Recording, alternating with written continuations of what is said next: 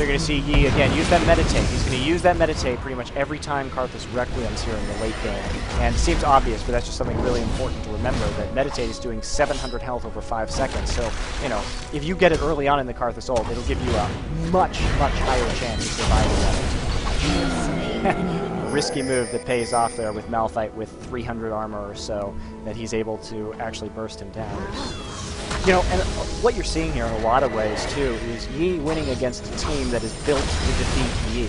You know, I'm not sure what position they picked him in, but Karthus with Defile and Lay Waste is pretty great against Yi, and Malphite, because he scales so well off of the armor, I mean, that's a pretty awesome choice against Yi, too. Not even mentioning those 4 exhausts, and Atlanta is still 12, 4, and 6. So, I mean, he's really running a clinic against Dignitas about how to play Master Yi. And so that's why I picked this game, because it's so fantastic, being kind of a tutorial about how to play them. This is a very dicey play. You can tell that, you know, Atlanta really knows the limits of Master Yi in order to make decisions like that. You probably shouldn't do the same thing. Until you play many a Master Yi game, and unfortunately they have to leave Leona with her Oracle behind there in order to get out, but it's well worth that inhibitor kill. So I'm just going to keep speeding this on up here. Following Atlanta around, and we're going to see one final really awesome Baron fight you guys should be excited about. Not right now. I believe it'll be a minute or so. So again, he's just going to refill his health on all these creeps. That's, you know, obviously the best plan right now. You know, you need to stay close to Baron so that you can make sure that the enemy team isn't about to get it. And they do a risky move here, which is to go just leave a sapling there and then return to base. You know, no wards, so they're just planning. You could tell by their action, you know, if you were to encounter this in the game, you saw a sapling there, you could probably pretty safely infer that they are either sitting right there or that they have no wards and are going to be, you know, using that as their only form of vision.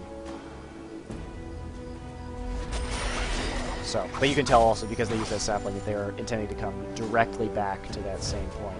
And you can see Atlanta's going back again just to pot up. He needed a little extra gold, I guess, and feels comfortable that his team's around there.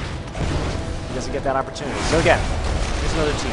We're going to slow this one down, and we're going to see Atlanta standing over here, Vayne standing over here. You know, they've been totally baited by the tanks into this line position, and that's going to be really bad for them once Vayne, you know, rolls in here with, you know, all of her abilities. And you can see that Kennen is teleporting to this ward. What a great Leona ult there.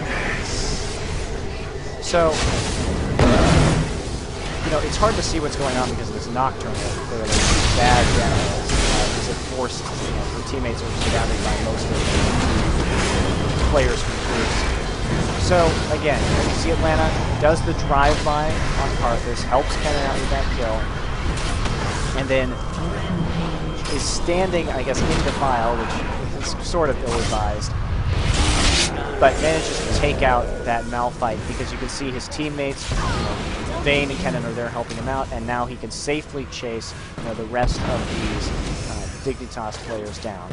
And here's where the Guardian Angel becomes so clutch. You know, he can go down, but he's going to come right back up. And what's he facing? You know, a support and a 700 HP Corki? I mean, that's not really particularly threatening as far as, you know, remaining members of a living team against a Master Yi go.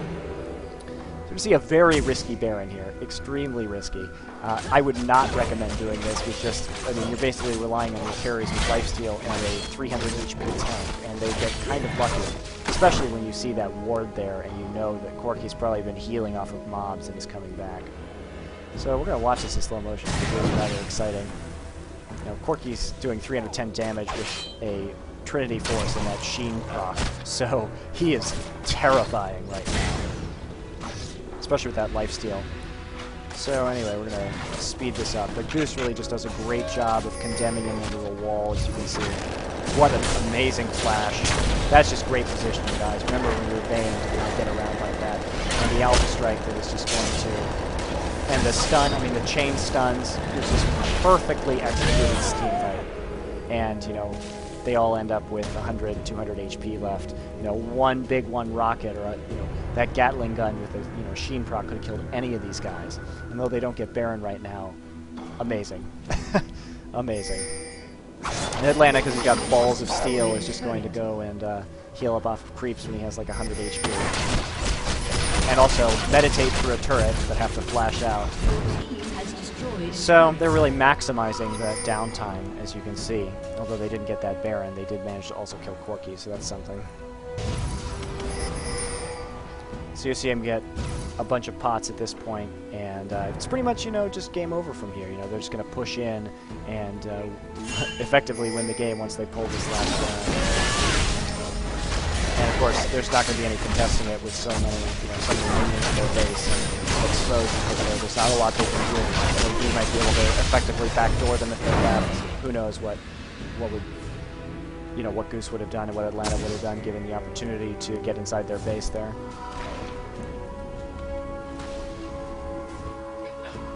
So he's just going to go back, get his blue pot so he can be maximum shiny, and then waltz down the middle lane to finish off this game.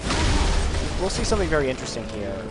He's actually going to target the inhibitor during a team fight, and that's just really to kind of end the game. And when you don't have an opportunity, you know, previously you could see kind of Yi skirting the edges of team fights, and this team fight works out where instead of just skirting the edges, he's actually able to kill the inhibitor while he's waiting for this fight to go down. And that's just really smart, adaptive, intuitive play that sometimes takes, you know, hundreds, thousands of games at a, you know, kind of professional status to come up with that kind of stuff on the fly and maximize all of your advantages. So, sorry guys, trying to speed it up through the end here. So, you know, as we can see, we have this, slow down again. You know, Yi's kind of in a bit of trouble, but as Corki Valkyrie's away, you can see he chooses to leave the fight rather than pursue. He's just going to get the hell out of there while we get this good and allow his teammates just to tank the damage like they do guys. You know, he's got Force of Nature, Frozen Heart, Aegis, Randuin's, and Corellia's Reverie. How could you ask for a better tank than this Maokai? As you can see, where he would normally be skirting the outskirts of the fight, although just be staying on the outside, he's just going to go ahead and kill this inhibitor. You know, do that extra damage, do something with your time while you're waiting for your opportunity to kill these guys. It's a great play. So, of course, it's very much over at this point. GGs are called, and he just meditates right through that Requiem. So, I mean, really great play. 15, 4, and 9, 276 CS. I mean, that is just crazy. So, this is, as you can see, this is just a great game to showcase Yi, and props to Atlanta.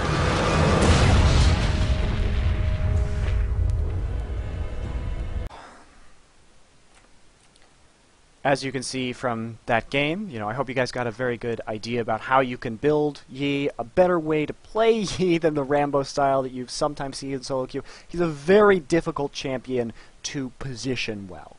You know, his abilities, not so hard to use. There are definitely other champions that are harder to micro-manage properly and play, but in terms of making good decisions in team fights, Yi is way up in that skill ceiling.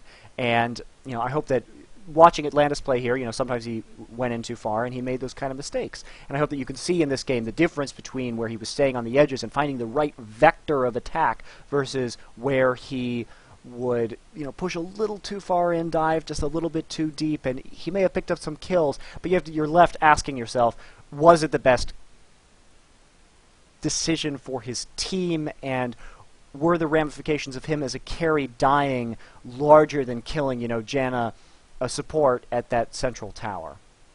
So anyway, you know, like I said, I'm MonteCristo from GG Chronicle. Please come check out our site at ggc.leaguecraft.com. We have some really awesome writers doing amazing analysis. And follow us on RSS, follow us on Twitter at GG Chronicle, and leave me some comments and some tips, please. I am a little bit rusty on the shoutcasting. I haven't been doing it in a little bit, but I will be doing a lot more of it in the future. So if there's anything I can do to improve my casting, if there's anything I can do to improve GG Chronicle, what would you like to see from us? Please let me know. Hit me up in the comments. Send me an email at montecristo@ggchronicle.com.